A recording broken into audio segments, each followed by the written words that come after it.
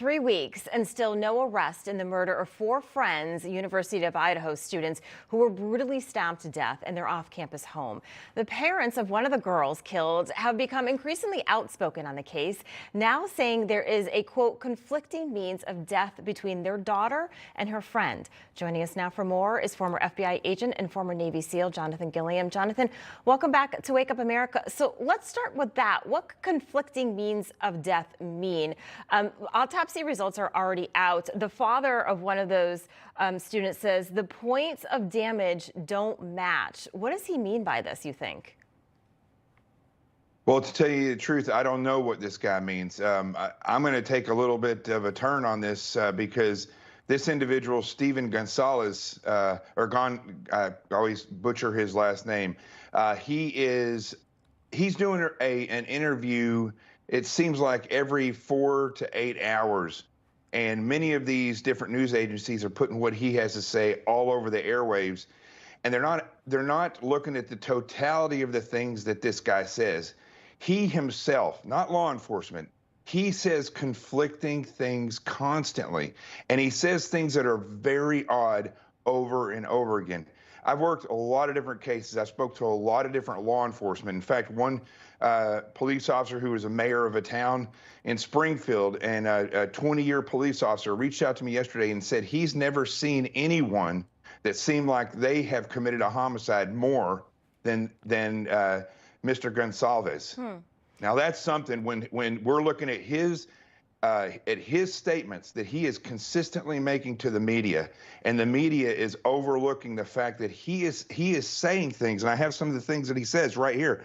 He says that nobody in the room, that it was fast and nobody suffered. Right? Yeah, There's been no report that? on that.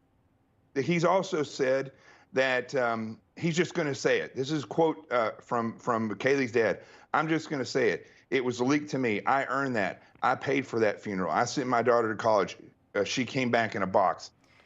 He went to when they had their service for all the 4 slain and made jokes and talked about the lighting. I mean, this individual is bothering me and many people very much. And if at the very least, he is causing law enforcement more problems, I think, than anything else. Yeah, again, it's definitely confusing. I've heard him on these interviews say those things. Jonathan had read that. You wonder if he's a parent and grieving, if that's what he's going through. But definitely interesting. He also said something that caught my eye, that the killer chose to go upstairs. So want to remind our viewers of the home. So it's a 3-level home. The main entrance is actually like the basement area, and then you go up the 2nd floor. That's where a couple of the bedrooms were, and then you go to the 3rd floor where there were other bedrooms. So he's saying, this father, that the killer went up that 2nd floor and went through the sliding glass door. Have you heard any police reports saying that that was how the killer entered the home? We've heard no definitive police reports that say that, although I do believe that is correct.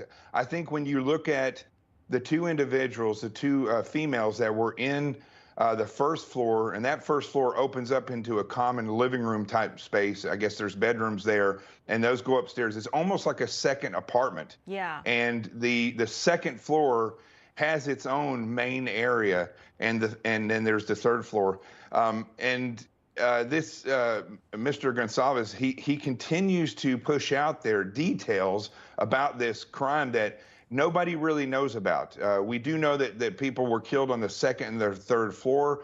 I personally have never heard any reports where they were saying that there was different types of attacks and ferocity amongst the different victims. The only person that said that is this same individual. And in the way that he talks about how his daughter and the other girl that was with her were sleeping in the same bed, that information was not released until he said it. Right.